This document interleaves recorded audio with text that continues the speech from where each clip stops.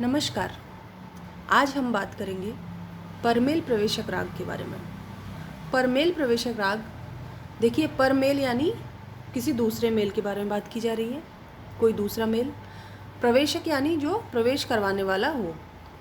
तो परमेल प्रवेशक वो राग है जो किसी एक मेल से दूसरे मेल में प्रवेश करवाने की बीच की कड़ी होता है, या उसमें पहले और दूसरे वर्ग दोनों ही वर्गों का कुछ कुछ खूबियाँ या खासियत कहिए उसमें इंक्लूड होती है। अब ये समझने के लिए आपको इससे पहले जो समय चक्र या समय सिद्धांत जो है रागों के गायन का, वो आपको समझना पड़ेगा। गाने बजाने का जो समय सिद्धांत है रागों का, वो समझना बहुत ज़रूरी है। देखिए 3 वर्ग किए गए हैं विद्वानों ने, 3 वर्ग बताए हैं। कोमल रेधह वाला या संधि प्रकाश राग, शुद्ध रेधह वाले राग, और तीसरा है कोमल गनी वाले राग। ये 3 वर्ग विद्वानों ने बताए हैं समय सिद्धांत के हिसाब से, रागों के गायन के समय के हिसाब से।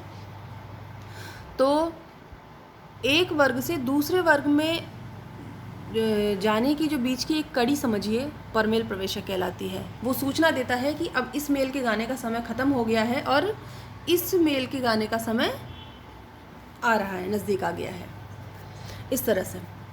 तो ये परमेल प्रवेशक राग हैं। देखिए संधि प्रकाश राग जो है, कोमल रेधह या शुद्ध रेधह या कोमल गनी, इनका 2-2 बार दिन में प्रहर 3-3 घंटे के हिसाब से जब प्रहर डिवाइड किए गए हैं, उसमें सुबह के समय और शाम के समय, मतलब प्रातःकालीन और सायंकालीन 2 बार इनका टर्न आता है।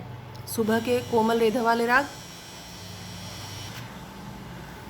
और उसके बाद साय के कोमल रेधह वाले राग। इसी तरह से सुबह के शुद्ध रेधह वाले, और ये प्रातःकालीन और सायंकालीन इस तरह से समझिए आप, और बाद वाले इसी तरह से प्रातःकालीन कोमल गनी और सायंकालीन कोमल गनी, यानी रात्रि समझिए। अब ये जो सुबह से लेकर और रात तक का जो समय चक्र है, 12 बजे से 12 बजे तक का, और पुनः 12 बजे से 12 बजे तक का, तो 12 से 12 का जो एक चक्र है उसमें 3 बार इनका एक बार इनका टर्न होता है। पहले कोमल रेधह, फिर शुद्ध रेधह और फिर कोमल गनी। इसी तरह रात्रि 12 से और पुनः सुबह के 12 बजे तक का जो ये सर्कल है, उसमें पुनः कोमल रेधह, शुद्ध रेधह और कोमल गनी। इस तरह से पूरे दिन में 24 घंटे में 2 बार एक वर्ग का समय आता है, एक सुबह के समय और एक सायंकालीन समय।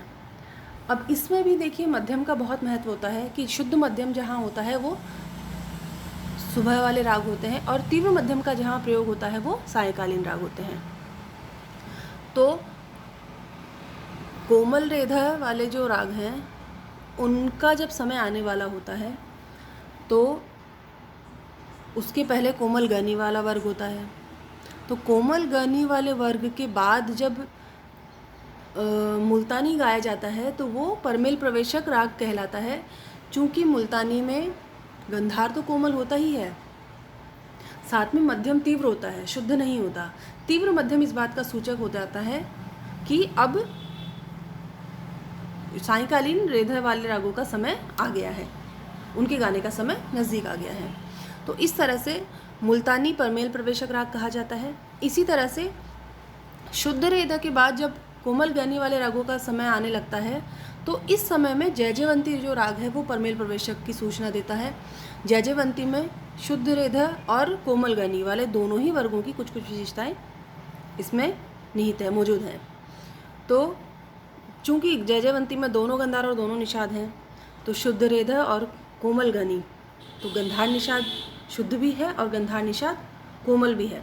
तो ये दोनों वर्गों के बीच की कड़ी हो गई, और ये इस बात की सूचना देता है कि अब शुद्ध गंधार वाले रागों का समय चला गया है और कोमल गंधार और निषाद वाले रागों का समय आ गया है।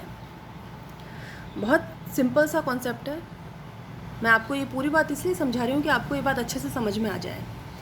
समय सिद्धांत आपको इसके लिए समझना ही पड़ेगा पहले, उसके बाद ही आप इस बात को समझ पाएंगे कि परमेल प्रवेशक राग है क्या एक्चुअल में, और कौन कौन से राग हैं जो परमेल प्रवेशक कहे जाते हैं।